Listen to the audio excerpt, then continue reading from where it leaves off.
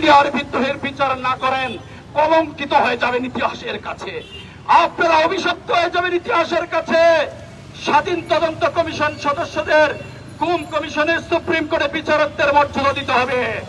আমরা বলতে চাই, এই যে গুম কমিশন হয়েছে স্বাধীন, এই গুম কমিশনকে এদের পদমর্যাদা দিয়ে একটা সুষ্ঠু তদন্ত দাবি করছি, আর কিছু নয়।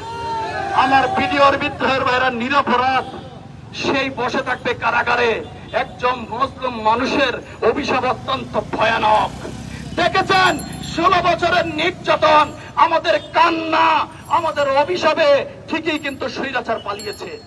বাংলার 54 বছর ইতিহাসে কোন স্বৈরাচার পালায়নি, একমাত্র এই বিশ্ববিখ্যাত কুলাঙ্গার স্বৈরাচারী পালিয়েছে, ইতিহাস করেছে।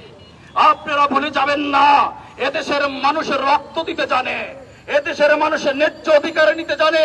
সময়ের প্রয়োজন, যদি ইতিহাস হয়ে থাকতে চান, জনগণের আস্থায় অন্তরে ঠাঁই নিতে চান, সত্যিকার অর্থে আমরা বলবো এই বিডিআর হত্যাকাণ্ডের সুষ্ঠু বিচার চাই, সাগর রনির সুষ্ঠু বিচার চাই, সেই হেফাজতের মামলা হেফাজতে যাদেরকে হত্যা করেছিল তাদের ন্যায্য বিচার চাই।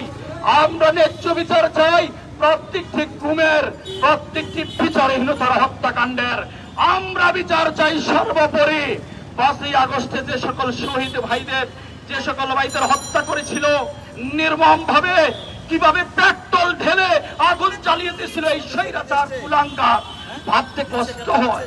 আমরা এখনো দেখছি কেউ কেউ রাজনীতিকে বক্তব্য দিচ্ছেন, বলছেন আওয়ামী লীগকে পুনর্বাসন করতে হবে, নির্বাচন করতে পারবে।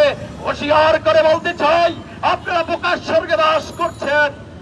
যেই 2000 লাশের উপর, রক্তের উপরে দাঁড়িয়ে আমার বাংলাদেশ, সেই লাশের আগে জীবন দেন, সেই 200 লাশের আগে জীবন দেন, তারপর আওয়ামী লীগকে পুনর্বাসন করার চেষ্টা করবেন। অন্যথায় আপনাদের পরিণতি অত্যন্ত ভয়াবহ হবে। রক্ত যখন দিতে শিখেছি, রক্ত প্রয়োজনে আরো দিব, আরো দিব, প্রয়োজনে আরো দিব। তারপরও এই দেশের গণতন্ত্র বিচারহীনতা আমরা দেখতে চাই না। সংগ্রামী বন্ধুগণ, আপনাদের যারা ধৈর্য ধরে এতক্ষণ আমাদের সময় দিয়েছেন, আমরা একটা সুষ্ঠু বিচার চাই। আমরা চাই না আজকে নিরীহ মানুষের একটাই আক্ষেপ, আওয়ামী লীগ যেসব মামলা করেছে হত্যাকাণ্ডের, সবগুলোকে জামিন হয়েছে না, মামলা বাতিল হয়েছে না। বিডিআর বিদ্রোহ নিয়ে কেন কালক্ষেপণ করছেন, কেন কালক্ষেপণ করছেন? তার মানে কি আমাদের প্রেসক্রিপশন কি অন্য জায়গা থেকে আসে?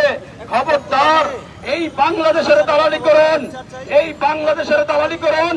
কোন রাষ্ট্রের দালালি এদেশের জনগণ মানবে না, দেখতে চায় না, কোন দেশের দালালি দেখতে চায় না।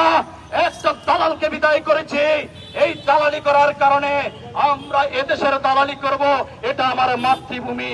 এই দেশপ্রেমে উদ্বুদ্ধ হন।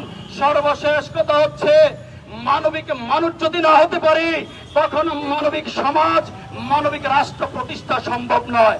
আসুন মানবিক ওই দেশপ্রেমে উদ্বুদ্ধ হয়ে আগামী প্রজন্মের জন্য একটা স্বপ্নের বাংলাদেশ বিনির্মাণ করে। সবাইকে ধন্যবাদ। আসসালামু আলাইকুম। মুক্তি মুক্তি মুক্তি চাই, মুক্তি মুক্তি মুক্তি চাই, মুক্তি মুক্তি মুক্তি চাই। এবারে আপনাদের সামনে সুমূল্যবান বক্তব্য প্রদান করবেন আব্দুল্লাহ আল মামুন ভাই, মহাসচিব, বাংলাদেশ লেবার পার্টি। আউযু বিল্লাহি মিনাশ শাইতানির রাজিম। বিসমিল্লাহির রহমানির রহিম। প্রিয় উপস্থিতি, সম্মানিত সাংবাদিক ভাই ও বোনেরা, আসসালামু আলাইকুম।